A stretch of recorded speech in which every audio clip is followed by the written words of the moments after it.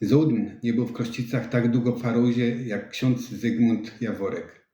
Zołdn też nie przedstawił jego życiorysu lepiej niż on sam. Urodziłem się 28 września 1952 roku w wiosce Jasiona, parafia Kotieńca-Łupie. To był dawny powiat grywicki, a teraz powiat Tarnowskie Góry. Rodzice, ojciec był rolnikiem, mama gospodynią domową. No i w tej wiosce właśnie się, że tak powiem, moja historia zaczęła. W domu mówiliśmy po śląsku, ale z kolei w szkole właśnie zawsze było planowanie języka tego właśnie polskiego czystego, prawda. Pierwsze 3 lata chodziłem właśnie do szkoły na miejscu, była tego szkoła 3-klasowa, natomiast od klasy 4 do sąsiedniej wioski oddalonej o 2 km do Wojski. I tam już skończyłem później klasę 8. Kiedy ksiądz odkrył swoje powołanie do kapłaństwa? Myślę, że częściowo już pod koniec szkoły podstawowej. Wtedy u nas, gdy byłem w klasie komunijnej, przyszedł nowy proboszcz ksiądz Hubert Kowol, młody, rzutki i tak dalej. I również mnie wciągnął do grupy ministrantów. Zresztą byłem jedynym ministrantem z mojej wioski, bo miałem 3,5 km do kościoła, bo wioska nasza kościoła nie ma.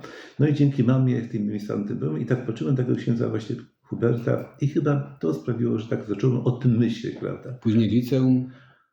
No właśnie, miało być liceum w Pieskowicach, do którego się nie dostałem i wylądowałem w Częstochowie, tak zwanym niższym seminarium duchownym diecezji częstochowskiej. Było to, można powiedzieć, kościelne liceum, ale bez praw państwowych. Dlatego, gdy kończyłem to niższe seminarium, to wtedy jednocześnie zdawałem maturę tą wewnętrzną w tej szkole i ekstralintycznie w Katowicach w liceum imieniem Mickiewicza właśnie, żeby mieć też maturę państwową. I później wyższe seminarium. Tak, chociaż Częstochowa miała swoje seminarium diecezjalne wtedy w Krakowie jeszcze, to jednak myśląc o kapłaństwie chciałem wrócić, można powiedzieć, w swoje strony, prawda, dlatego też do wyższego seminarium duchownego w Nysie się zgłosiłem. W seminarium wyższe najpierw 5 lat w Nysie, potem ostatni rok w Opolu. No i 8 maja 1977 roku przyjąłem święcenia kapłańskie z rąk księdza biskupa Wacława Wyciska.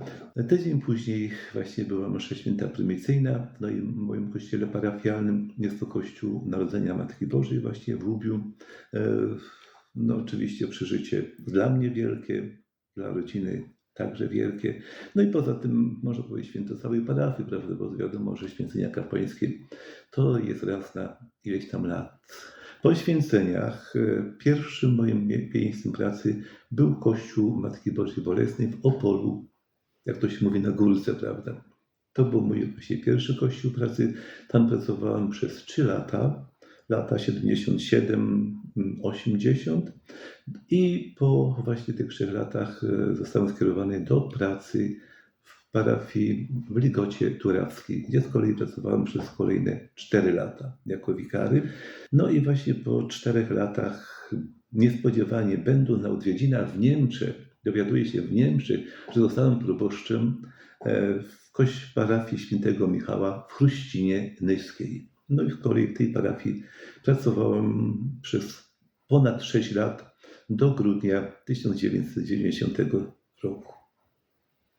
No i ostatnim miejscem mojej pracy, najdłuższym, to właśnie parafia świętej Jadwigi w Chruścicach, gdzie pierwszą mszę odprawiłem 2 grudnia 1990 roku. Jakie były te pierwsze tygodnie w naszej parafii?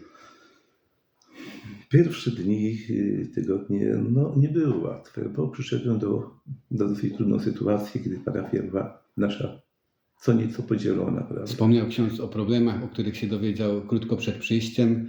Czy w przeciągu tych 34 lat na księdza też były pisane jakieś skargi do biskupa? Były.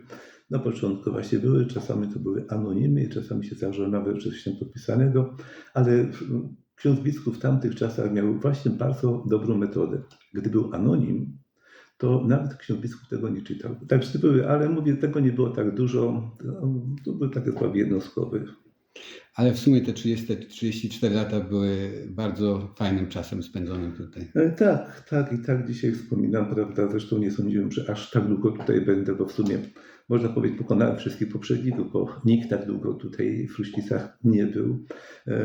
I uważam, że były to lata jakiegoś takiego owocnego, przy oczywiście pomocy ludzi, budowania i wspólnoty, gdzie te emocje, które były na początku, się wyciszyły, prawda, gdzie myślę, że w tej chwili jest w miarę normalnie, tak jak być powinno, spokojnie. I oby tak było. Bo zawsze jedność, powiedzmy, zgoda buduje, a nieporozumienie zawsze niestety rujnują.